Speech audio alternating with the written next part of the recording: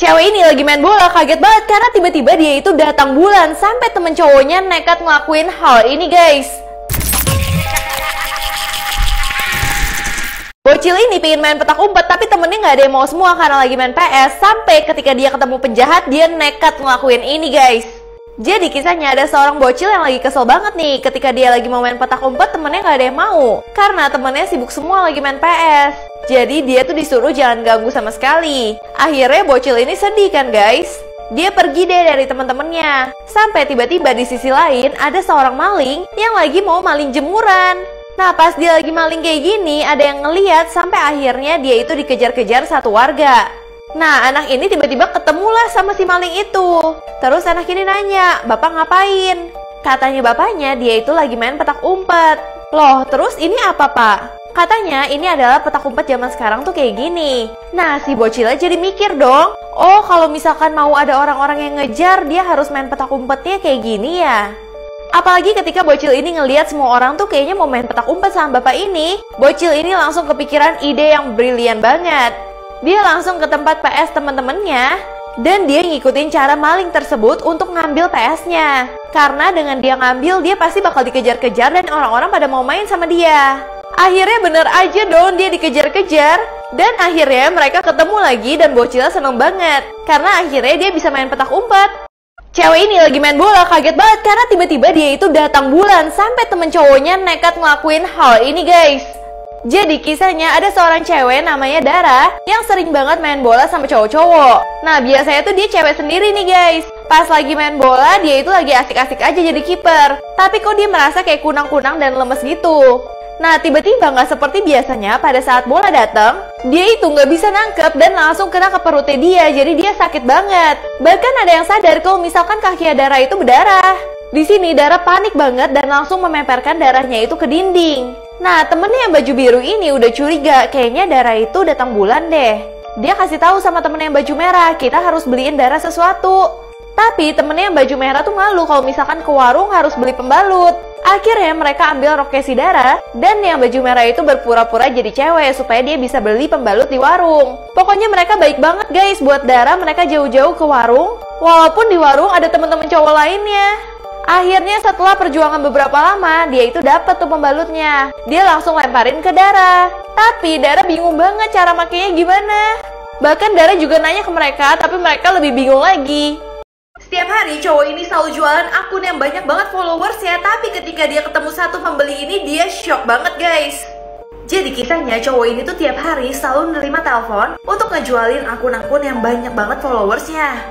Nah tiba-tiba dia itu mendapat satu penelpon yang tertarik banget nih sama akun yang dia jual. Tapi dia itu jualnya 1 juta rupiah. Dan akhirnya orang yang ditelepon itu tertarik karena followersnya kan banyak banget. Nah pas ketemu dia mau ngecek nih akunnya kayak apa sih. Tapi sebelumnya yang baju merah nanya memang akunnya mau dibuat untuk apa. Ternyata untuk dibuat jualan dia sama istrinya. Nah terus si bapak ini nanya, emangnya ini akunnya tuh tadinya apa? Ternyata yang baju merah bikin akunnya itu informasi-informasi yang palsu supaya banyak orang nge-like dan followersnya banyak banget.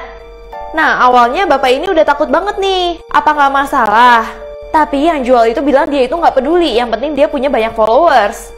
Terus akhirnya bapak ini setuju dan memberikan uang 1 juta. Pas dicek udah nih uangnya pas, pokoknya udah aman banget deh. Terus bapaknya langsung ganti emailnya semuanya. Nah tapi abis ini bapaknya tuh kayak cepet-cepet mau pulang gitu. Nah yang jual mah santai-santai aja. Tapi pas bapaknya pulang dia ngecek lagi, ternyata uangnya itu juga uang palsu. Bahkan pas dia lihat uangnya tuh uang mainan. Jadi penipu dibohongin sama penipu juga. Seorang waria lagi ditangkap mau dibawa ke kantor polisi, tiba-tiba kabur dan nyari masjid. Ternyata untuk ini guys. Jadi kisahnya ada seorang waria yang lagi ditangkap. Nah pas lagi perjalanan dia tanya ke temennya yang namanya Nur, hari ini hari Jumat kan, harusnya tuh kita Jumatan. Tapi temennya bilang orang kayak kita nggak usah terlalu pusingin. Namun pria ini benar-benar pusing banget karena dia mau Jumatan. Sampai akhirnya dia itu nekat banget untuk turun dari mobil tersebut dan langsung kabur gitu aja. Sampai polisinya pada langsung ngejar-ngejar dia tapi nggak kekejar. Bahkan waria tersebut langsung ngumpet di kuburan yang mana polisinya itu nggak ketemu dia sama sekali. Akhirnya waria tersebut langsung deh berkelana untuk mencari masjid terdekat karena dia nggak mau Jumatan dia tuh telat. Nah, setelah perjalanan cukup panjang, akhirnya dia menemukan warung. Di warung tersebut, dia nanya apakah ada masjid terdekat di sini. Nah, ibunya juga udah kasih tahu, bahkan waria ini juga nanya apakah ada sarung di sini. Karena dia benar-benar mau Jumatan, guys. Tapi ibunya bilang dia itu nggak punya sarung di warung ini. Sampai akhirnya dia melakukan perjalanan lagi dan dia ketemu sama rumah yang udah kebakar. Di situ dia udah stres banget karena dia takut telat Jumatannya. Tapi dia tiba-tiba menemukan sarung yang ada di kamar tersebut. Terus dia langsung cepat-cepat bawa sarung tersebut untuk segera menuju ke masjid. Di sini dia berusaha banget untuk nggak pernah telat sama sekali. Bahkan di perjalanan dia itu sempat diejek-ejek banci sama bocil. Tapi dia nggak peduli, yang penting dia sampai masjid. Dan sampai di masjid ternyata udah mulai nih Jumatannya. Tapi dia tetap terharu karena dia masih sempat melaksanakan kewajibannya.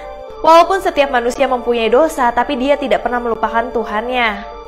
Pria ini harus membuat tanggal 9 Agustus nggak boleh hujan sama sekali. Sampai akhirnya dia ke dukun dan rela melakukan ini. Jadi kisahnya ada seorang pria yang baru aja bekerja di sebuah komite cuaca. Nah, karena pada tanggal 9 Agustus akan ada parade nasional Singapura, mereka itu punya tugas untuk membuat tanggal 9 Agustus nggak boleh ada hujan sama sekali. Kalau nggak, parade itu bisa hancur. Akhirnya senior dia melakukan sesuatu yang bikin dia shock banget. Karena tiba-tiba dia itu malah diajak ke hutan untuk datang ke dukun supaya tanggal 9 Agustus tuh nggak hujan. Padahal dia nggak ngerti cara kayak gituan.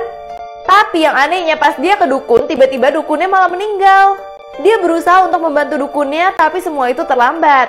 Akhirnya seniornya santai aja, dia bilang kita cari aja dukun lainnya. Bahkan mereka itu udah cari pawang hujan dan semua dukun supaya tanggal 9 Agustus tuh nggak hujan. Tapi hasilnya masih aja nihil dan nggak meyakinkan. Akhirnya mereka itu harus rapat dengan komite lainnya. Dan ketika ketuanya nanya udah tinggal 7 hari lagi nih, kayak gimana dong? Seniornya juga bingung, bahkan seniornya bilang gimana kita satuin aja semua dukun itu.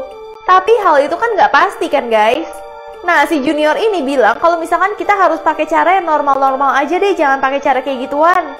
Tapi ternyata nggak ada yang menerima. Pada percaya sama hal-hal yang aneh-aneh. Bahkan cewek ini ngusulin sesuatu aneh banget. Dia bilang kita harus menanam bawang dan cabai dan diikat di sebuah tongkat, dan yang masang itu harus orang yang belum pernah berhubungan sama sekali. Saat ditanya ke rapat, ternyata semua orang itu udah pernah berhubungan. Jadi ibaratnya yang masih perjaka itu cuma juniornya doang. Jadi cuman dialah yang bakal menjadi pahlawan untuk hari nasional ini. Dan mau nggak mau karena dia juga anak baru, dia melakukan semuanya dengan nusukin bawang dan cabai dengan tongkat. Katanya tempat yang ditusukin itu nggak akan hujan sama sekali. Dan akhirnya ya udahlah, dia berusaha untuk percaya aja. Namun pada tanggal 9 Agustus ya, tiba-tiba cuaca tuh jadi mendung banget guys. Mereka udah panik banget tapi nggak hujan juga. Nah, setelah itu seniornya nanya, apakah kamu masih mau bergabung sama komite cuaca ini? Juniornya bilang kalau misalkan dia dipromosi dia mau banget. Tapi dia baru sadar satu syarat yang harus dilakukan kalau misalkan dia mau gabung komite cuaca. Selama hidupnya dia harus tetap perjaka dan gak boleh berhubungan sama sekali. Di situ ngebuat dia shock banget harus memilih yang mana.